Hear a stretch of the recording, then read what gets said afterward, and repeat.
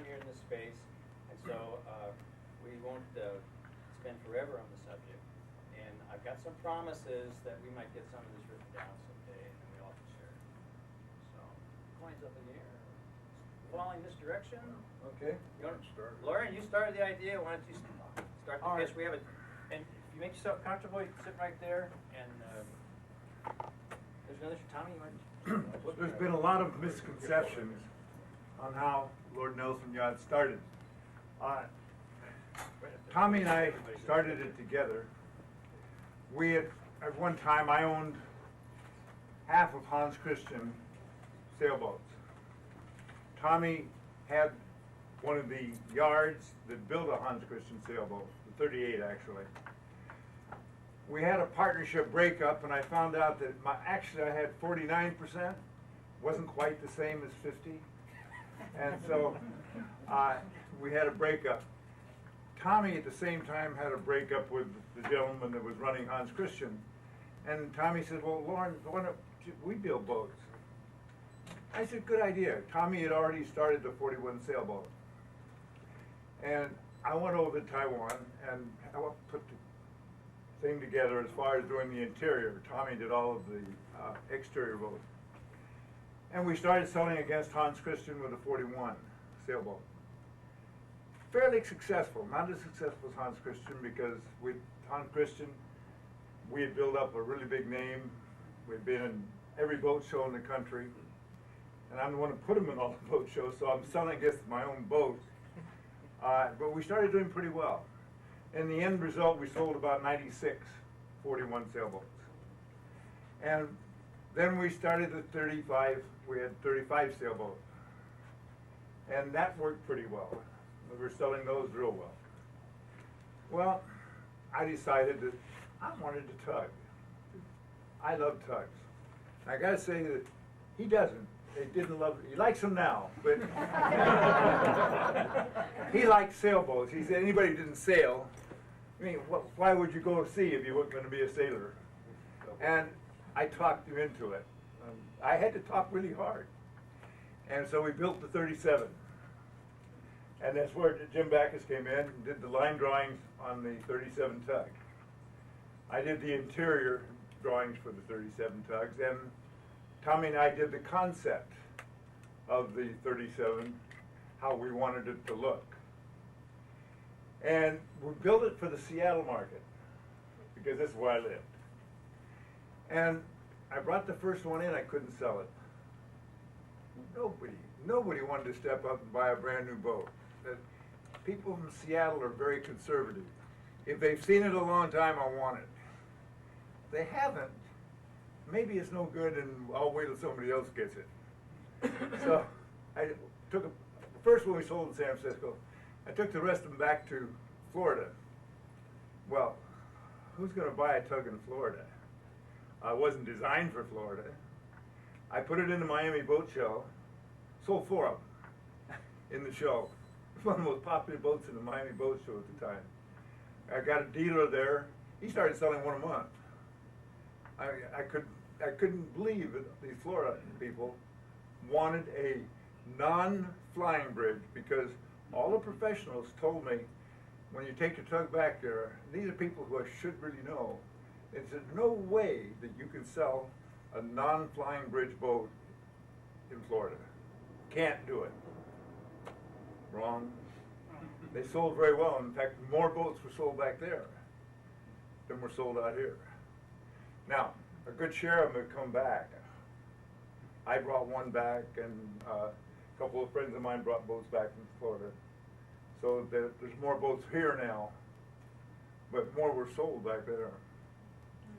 So now it brings us to the 49.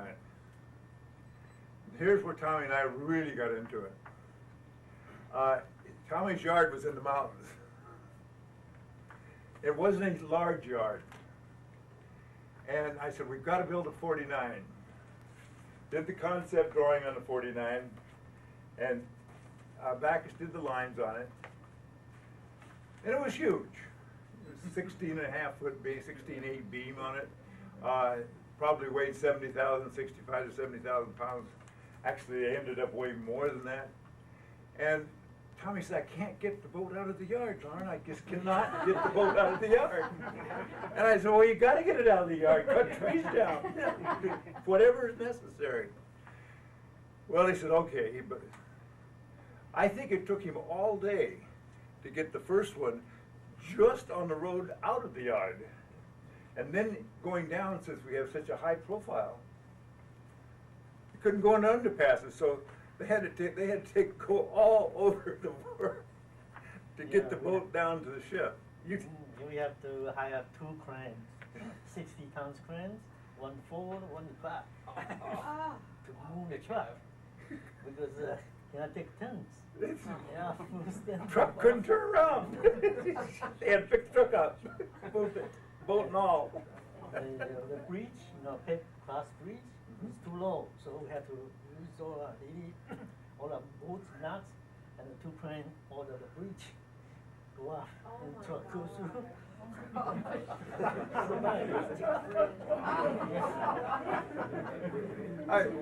Well, what I got him into, I mean, really, I feel bad about it, kinda, not totally, but kinda. I mean, because he was trying to tell me this most polite, because Tommy is very polite. And I'm very verbose and, do it, we gotta do it. But he was trying to tell me, I can't do it. But he did. And I still don't know how we got that first boat out of there, but we did. And we started building. At the zenith of our company, we were building 4 boats a month. And that's not known very much, because that's a pretty good size yard that can turn out 4 boats a month. 49, a 37, and a couple sailboats every month. And we had back orders of 2 years on the sails. So the boat was very popular, sailboats were popular. In fact, one of the interesting things about your boats is like the little Tug. Sold new at about 87,000. Went up to 90, then went to 105 or 6 or 10 in there somewhere with the last one. They've doubled in price now, or close to it. Grand Banks, which was considered a much better boat. Everybody said, oh yeah, we got Grand Banks, they bow down, this has got to be the greatest boat God ever made. Grand Banks cost half. The same year, Grand Banks, you take a 36 Grand Banks right now, you can buy it for 100, 115, 120, at the same year, 86, 87, 85. 85 you can probably buy for 85 or 90,000. So where Grand Banks has not gone up, Lord Nelson has doubled. Our sailboats went out 90, 95,000 for the 35-footer. They now sell for 180, 185,000. The 41 sailboat sells for right at 200,000. This is saying that they've taken care of it. We don't have a non-taken care of boat. So all of our boats did what Tommy and I wanted. We wanted, and Tommy was even more than I was on it, I want to build the best boat. In fact, a little story one time, I was getting a boat for myself. Well, I should have something special. I got all the money in it, I own the molds and all this. So I want something special. So I talked to Tommy and I said, we're going to do a special boat for Loren. He looked at me very seriously. And he says, Loren, all boats should be Loren boats. And that taught me something right there. Yeah, I mean, we shouldn't be building you a special boat. If it's a special boat, every one of them should be special. And this came out of this gentleman. Another time, as you know, we Americans, or at least this American, I get mad. I get in contracts and I want my way. I'll speak very loudly. Sometimes get a little nasty. And it's all part of business, the way I learned it out of America. And Tommy and I had a disagreement. I don't know what it was about. We were in the car, and I am yelling. It must have been something very important. Can't remember what it is. But I'm yelling and I'm yelling and I'm trying to, by my sheer bombast, I'm trying to beat him down so that I get what I want. I mean, it's the American way. And finally, I settle down just for a second. And Tommy looks at me, he's driving, he looks over, and he's Loren. He says, "You're very, very important to our boat business." Okay, I'll buy that. And he says, "Must not get so mad." He says, "Get really mad." He says, "You have heart attack." and he said, "We can't afford to lose you." I felt this big baby. You know, I could have crawled under a worm. And I learned from that that is not the way the Chinese negotiate. When you go and negotiate in China, you just go down and sit down, you say nothing. It's really hard. I've seen pregnant silences of 10 minutes. Nobody says anything. Finally somebody will say, "We can have a price for a boat 14, 15, and 16, but we can't do 17. I don't answer, because I'm now learning. Don't say anything. Finally, I'll say something, and this is the way the Chinese bargain. But it's, if you lose your temper, you lost the race in China. They look at you like, poor fellow. I mean, you know, he's kind of mad, and you've lost your temper, so it's a loss of face, a tremendous loss of face. And I did a lot of face losing, but I learned. Anyway, Tommy and I have had a run where we worked together for 12 years, and I was over there on most all of your boats. I probably saw almost every one of them. Maybe there was one or two I missed, but not many, because I was over there every 6, 7 weeks. I'd spend a week and a half, 2 weeks, 3 weeks, come back, 2 or 3 weeks, back again. And poor Tommy hated to see me. Sometimes, I know he did. Like on the 49, I've told this story to some of you already, but the 49 has got a bookshelf as you go down the ladder to the master stateroom.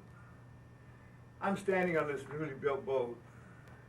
I said, "Tommy, if I'm in a seaway and I slip off the step and I grab immediately onto this bookcase, what's going to happen?" Well, he looks at my bulk. At that time, I weighed about 240. And he said, "Nothing will happen. You'll just grab it, it'll hold you." I said, "Okay." I fell, grabbed, and the whole thing just rips out. And Tommy is embarrassed. He lost face.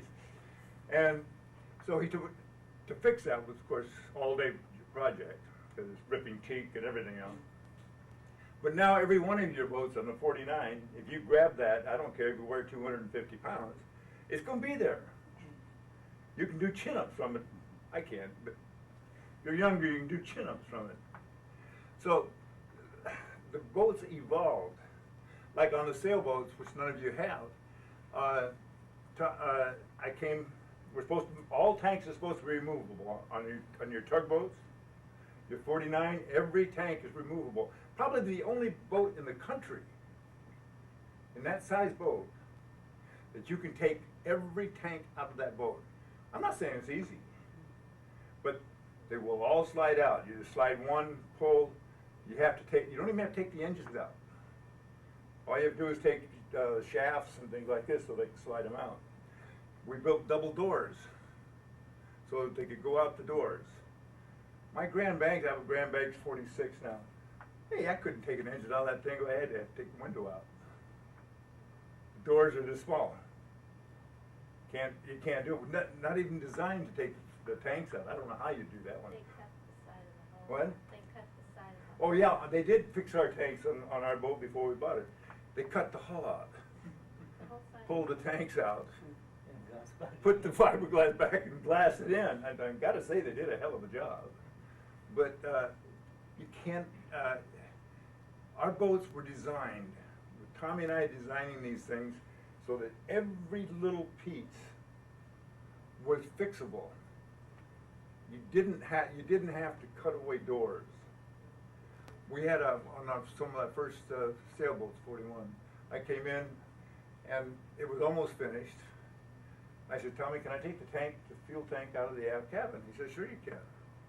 I said, well, why don't we just take it out? So Tommy had his men come in. Tommy comes back, face is down. He says, cannot remove. Door is too small, frame's too small, remember? And he took out the frame, took out the thing, fixed it so it would. And after that, all the tanks were removable. I got a call on one of our 41 sailboats back east in Annapolis where they were commissioning it. They said, Loren, you're in big trouble. I said, what? What's wrong? He said, well, we got a tank that leaks and you can't get it out. It won't fit, won't come out the door. I said, it'll come out. Tommy said it'll come out, He says, you know, I've been building boats for years. He said, it's not gonna come out. I said, well, give it a try. Called me back 4 hours later and he said, my God, he says, it came out by 1/100 of an inch. he says, I would not have believed this. He said, you could have won all my money, you back to my yard. He said, I didn't believe it was done.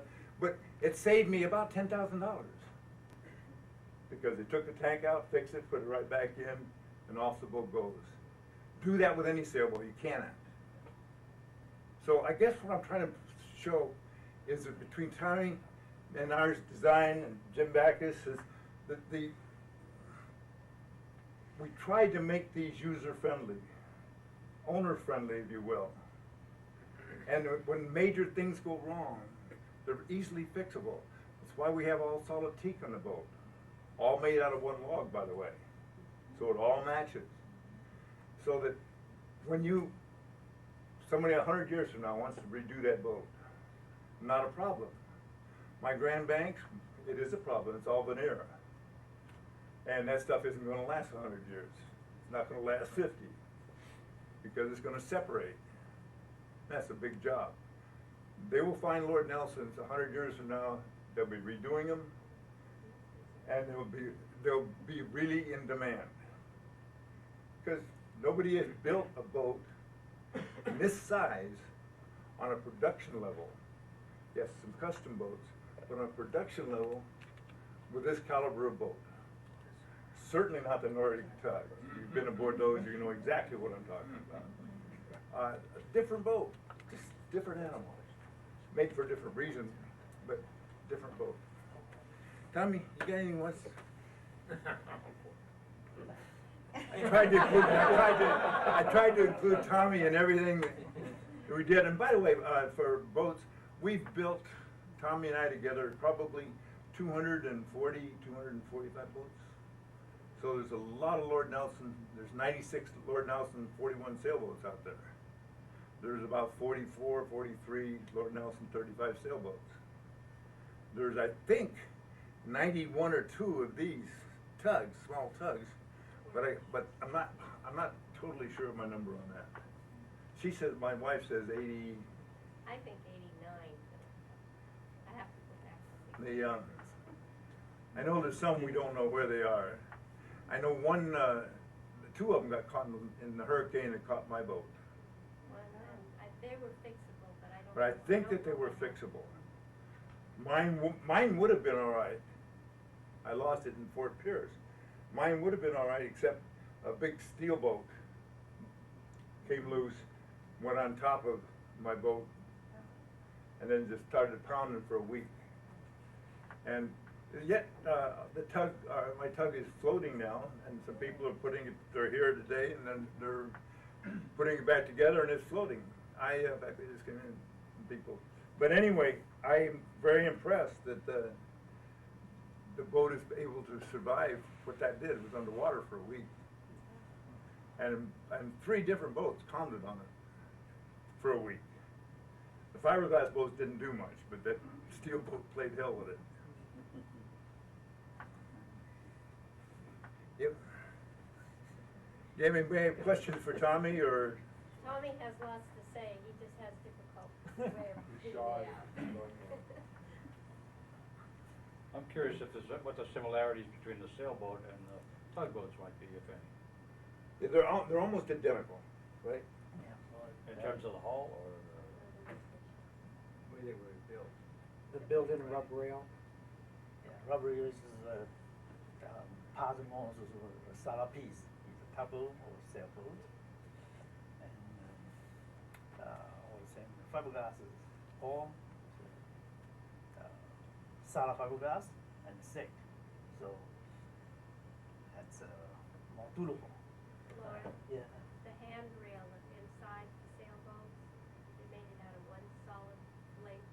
And Mhm. it had all those compound curves, so maybe we can provide some on that. And the inside the boat is handles, but we didn't see most of these, especially the sailboat is more difficult. It's long, pretty long and curve both sides, curve sideways and curve up and down because of deck and the carrion. And the both end we don't have cover, so one cut have to be perfect and put it in, and no repair is possible because one is you can see it. Not only that, it was cold this way. Almost an impossible job, especially when that thing was about, 18, 20 feet long? And one solid piece of teak. And see, that's one of the things that makes your people boat good is that you cannot build a boat today the way we built our boats because you cannot buy the logs. Thailand stopped selling logs, they only finish lumber now. Well, you can't do these big curved cuts with flat lumber. You had to have the log, and you had to have the sawyer that was able to cut those, visualize those in the log, know which log to buy, so that your grain was right. A very difficult process. And these logs are sometimes, half the size of your boat as far as width is concerned. They're big logs. Trees are a couple hundred years old or more. And so each of our boat was built that way, very difficult. Like for instance, on the 49, you have a music center in the back and glass storage. It's all built to the curve of the hull, which only a really good boat builder can do. In other words, it'll start off like this and it'll curve slightly up. And it's very hard to do. Most boat builders, and that includes Nordic, would just do it square, push it in. Because they build it outside the boat. And that's another thing, that all of our boats, and very unique in the boat building, we built the boat inside the hull. We didn't take a section like the bow, the forward cabin, build it and set it in and glass it. Every boat was built individually. Very hard to do, very labor intensive. And before, like after we get the design back, designs look good on paper. My drawings that I did for the interior look good on paper, but sometimes they don't work. So we would build a mock-up on the first boat in plywood. We'd build a berth, I'd lay down on it. Does it work? And looking up, is it fine? Do I have headroom? Do I have this? Could I do it better? We might have to move it a couple inches, might move it a foot. Doors, do they work? Once you get the forward part done, then they rip all of they mark it, rip all the plywood out and build the boat. Go to the next cabin, do the same thing. Now you only have to do that once, but it's very important because you get proportions that you can't see on a flat piece of paper. They look like they'll work. Loren, that's a good point, and I guess I was curious to hear what Jim Backus would say about the changes that you made internal to the boat, if that changed any of the engineering portions that you did. How did that affect you? Well, it didn't. It was tight enough, but back then we didn't have computers to do 3D, so like Loren says, trying to come in and figure out exactly where something was going to touch. If you were close, it was good, but everything wasn't perfect. Not like we expect today. So he had it. I have some drawings here that show they're 5 feet long, I think, and they're 10 10.5 inches wide. And what they were drawings that were being faxed over to to Taiwan, because we were having to talk by way of fax at some point. So you just take the drawings and they have to build them in place. They still do it that way, even with the CAD stuff that's coming out. It has to be checked. And, but I think, pardon me? Oh, did you work on the internal structural or the hull, the efficiencies of the hull, or? I'm an engineer, that's why I'm kind of. Oh, yeah, I was gonna get into that, which is totally different, but the thing, I think what Loren's saying is that all his bulkheads were cut in place, and then they were laminated in place. They weren't, each boat can come out different.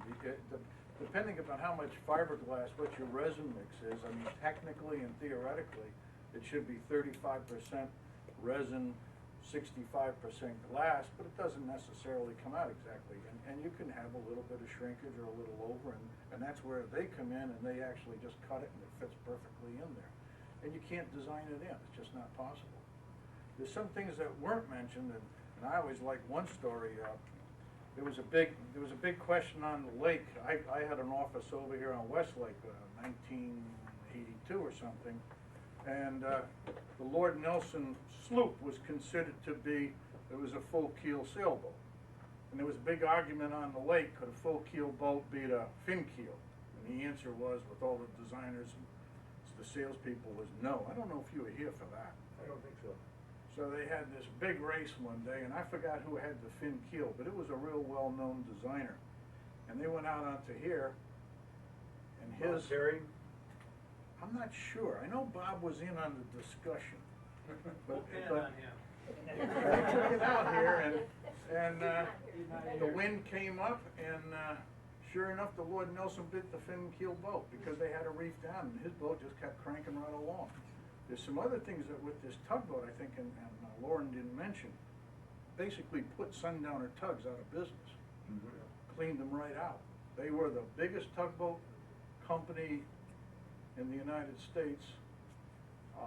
He had offices and all. Probably within 3 or 4 years, he was back into the bedroom of his home, and then he collapsed. And the other thing I recall is,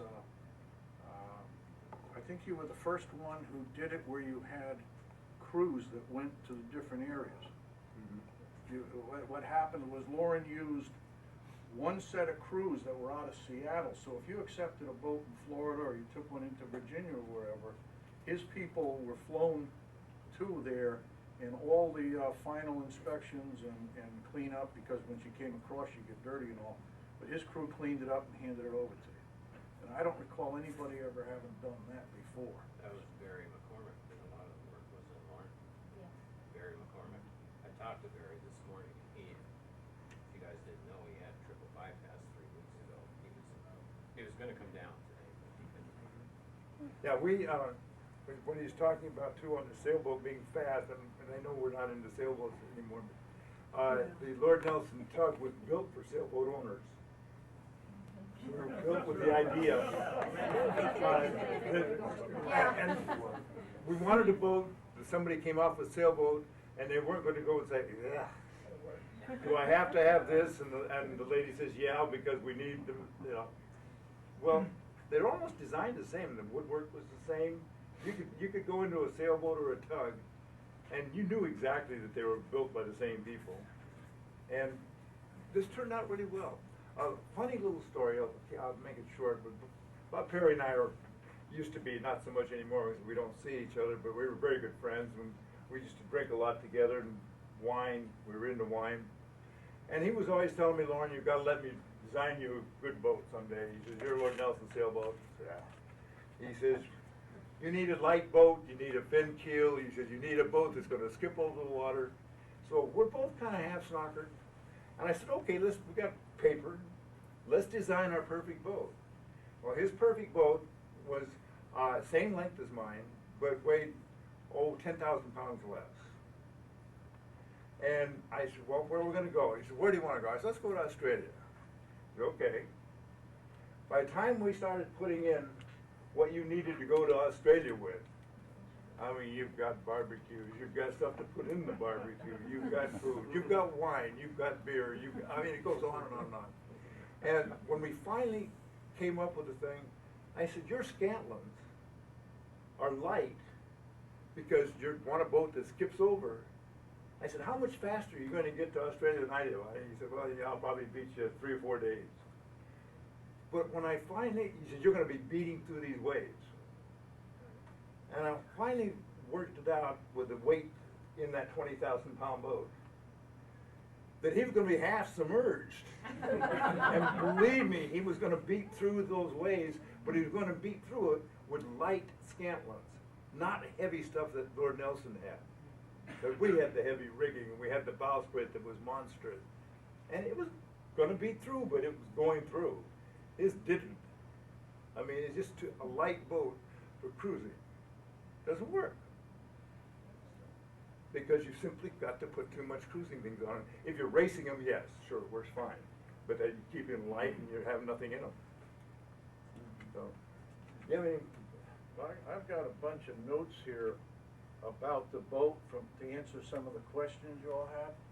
So if you don't mind, I'll just no, go ahead. run through them. There's a feature on the boat I'd like to, on the 37s, you open up the storage area, you can get into the, that's not my idea. That came back from, oh, was it? I thought it was always yours. No, Tommy. Tommy, it was a great idea.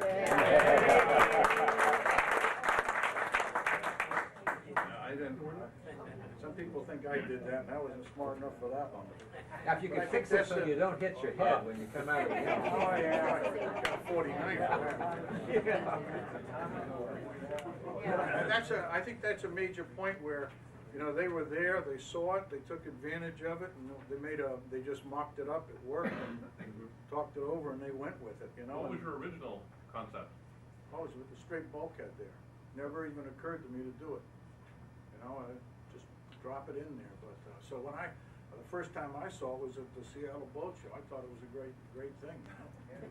But you know, that's the way it is, I guess. I just like to give them credit for it. Some people ask for the characteristics of the boat, and I can give them to you if you want and all. But basically, they follow all the basic forms. When we decided on a hull form, it was a displacement boat, and we basically went with the lobster type hull, because Maine lobster boats are really efficient, especially at slow speeds. They just glide right through. So basically, a Victory Tug is a lobster boat with a good keel that has the back end cut off, and that's why it can't go as fast, because the water creeps up and puts the suction on the back end, and that's it. The laminate for the hull, the deck, and the house sides were done 3 different ways. We used Scott short form, we used the Westlawn form where I went to school, and then we used the Bureau of Shipping, American Bureau of Shipping. And the ABS rule, which is considered, the ABS rule is for boats up to 200 feet. It's a fiberglass rule. Because the 37 is way down at the low end, it tends to make the boat heavier laminate than would be calculated otherwise. So what happened was your boats are extremely strong. That's why I think Loren's boat, when it was in the hurricane, the fiberglass boats were beating on it. Not too much was happening, because the strength of his boat compared to the strength of the others, his was just far better. Because most boats are not designed to American Bureau of Shipping regulations, because it's cost prohibitive. You know, you're either going to build a good boat or you're going to make 40%, so you got to decide which, and most of the companies here just won't do it. We used American Boat and Yacht Council standards for all the mechanical, electrical, and non-structural aspects of it. But you can't go in and look at ABYC regs today. They change all the time. So what existed in 1985, something doesn't exist today. But the boat was designed to the highest standards, both mechanically and non-mechanically. The safety factors used in all the designs were a minimum of 3. Sometimes in some places it was 4. So if the load was expected to be 1,000 pounds, it was calculated based on 3,000 pounds. ABS requires a green water requirement on their boats. And green water is considered to be out in the ocean, a wave coming over onto an exposed surface. When that happens, the whole front end of the Victory Tugs, both the 49 and the 37, are built to this spec. So when you're taking green water, you're usually have got probably, I believe it's 1.5 times the required fiberglass thickness anywhere else on the boat. It's all on the nose. And I believe we used automobile safety glass on all the windows. Yes, we did, and that's an interesting point, because like the Grand Banks has 1/4-inch glass. Any boat that you see out here, I don't care what it is, unless it's a custom boat that I don't know about, the windshields, they're in a 1/4-inch glass. All of your boats are 1/2-inch glass, safety laminate, double Ps. It ain't gonna break. Not going to, no, there's no way that's gonna take those out. Mainly, they're smaller windows and tremendously thick. And I've never, outside of my boat, finally broke one window I think they did that when they picked it up. But it laid there pounding and the windows were all in place. And like the Grand Banks that I have now that I use to go out in the Bahamas, I worry on weather because those big windows I have in front, a wave will take all 3 of those out. I mean, they bend. I mean, they're really dangerous. So I pick my weather very, very carefully. When I had my Lord Nelson, I didn't even buy a know. Lord Nelson? What? Buy a Lord Nelson. Well, I tried. You know, I got the insurance money. I tried to buy a 49. There was none for sale. I talked to a lot of the people who owned them. Oh, no, we're not gonna sell ours. They got, you know, kind of hostile about the whole thing. So, and I thought about building one because Tommy and I still own the molds. Don't do. And it is possible. What? Yeah. And it's possible, you know, it's the thought's still running around in my head like a baby, and about building one. I know Tommy would you'd like to build one, wouldn't you? Well, actually, the problem comes in, we could build one pretty easy, but it needs to build like 3. To get a yard, make it worthwhile, you're gonna have to have like 3 orders for the boat. And And then where are you gonna find the teak?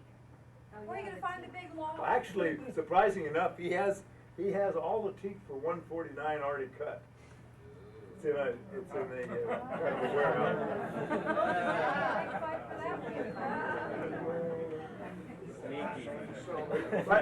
By the way, one more thing before we go on, but I know a lot of people have wondered, you know, why did I get out of this? You know, why did I suddenly, you know, well, I had a death in my family. I lost my son. And at that point, he was 19 years old in an automobile accident. And at that point, I didn't care whether anybody ever got a boat or didn't get a boat. I couldn't even think. I just stared at the floor. Well, I can't run a boat company that way. So I got Lane Finley and pretty much gave him the business. He was to give me so much backup per boat, stuff like that. Never did. But and this is where it all went to hell. And I didn't know about it because, frankly, for 3 years I was comatose. And it's just been recently that I can even mention it. So Tommy didn't contact me because he knew my problems. And when I sold it to Lane, I sold it with Tommy's blessing. But unfortunately, Lane lied to Tommy. He told him that, we'll build a 49, I've got the LC coming. They're building a 49. He said, oh, I've got a sailboat sold. LC's coming.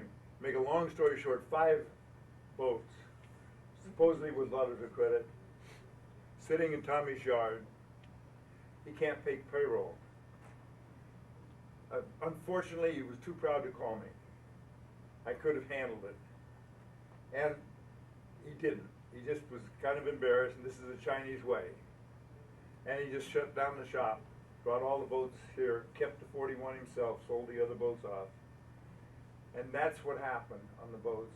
why I would have still been part of the boat had that accident not happened. But you don't function after that for a while, at least I didn't. Go ahead. So, what you have is a boat that has, and we can't really put it down in writing because the ABC rule has changed, but you have one of the few boats that has a limited service ability according to American Bureau of Shipping. So you're almost at the commercial level on that boat as far as its strength and all. On the fiberglass laminate, some people did ask for what the layup was and all, and I did bring the exact layup as it was designed. But to give you an idea, when you calculate according to American Bureau of Shipping and the Scots and all, you'll have your hull side, and your hull side exists to 6 inches above the DWL, design waterline. The hull then changes over to from 6 inches above down to where the keel is, and at the turn of the keel, it changes again. The keel is twice as thick as the hull, and the hull is even thicker than the hull sides. For example, the keel, way we spec'd it out was, the hull side was 5 pairs of fiberglass, not including the final, what we call the veil layer, which gets rid of a lot of the woven roving. The hull bottom is 7 layers, and so it should be about this thick, and then in the keel it's 11 layers. So, I mean, you can basically kill whales and everything else you want with it. You're not gonna hurt the boat. So there's all the green areas turned out to be, let's see, by this calculation, it's at least this thick, fiberglass on the front end. It's very strong, to say the least. The design was based on, of course, we use 35% resin, which is standard in the industry. Now, in the rudder shaft calculations are usually made based on the hull speed of the boat and the displacement boat. So I think, as I remember, the 37 did 8.0 miles an hour if you convert it over. That's the maximum hull speed.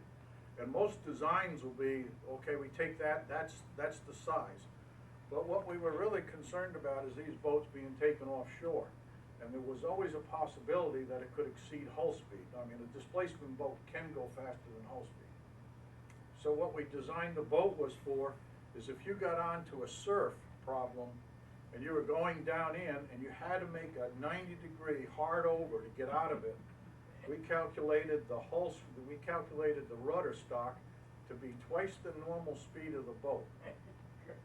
So, you know, you're ending up with it's just incredibly strong. So rather than design the whole thing for 8.08 miles an hour, we designed it for 16.16. I don't know of anybody ever having a rudder shaft problem. The rudder area, again, it has an interesting problem. The faster the boat goes, the smaller the rudder area you have. But we talked about it. You got to dock the boat. So you have the trade-off. You can design the rudder smaller, or you can make it bigger. If you make it smaller, it's less maneuverable. If you make it bigger, you have a bigger wetted surface, and technically you're slowing the boat down. We went with the larger rudder because we figured that you want to be able to park that thing. And I remember sitting out here so many times on some of these other boats that have these little rudders, and the guy's yelling at his wife at the bow, and she's screaming back at him, and it's like, you know, give her a gun and let her go at him, you know. He doesn't want to go up there. I felt good about that. The free imports were a real interesting problem. When we originally designed the boat, Loren, and I believe it was you, it wasn't me, you specified that the boat was to have no handrails on the outside. You wanted to be able to walk without putting the handrails on. So we put the gunnels down.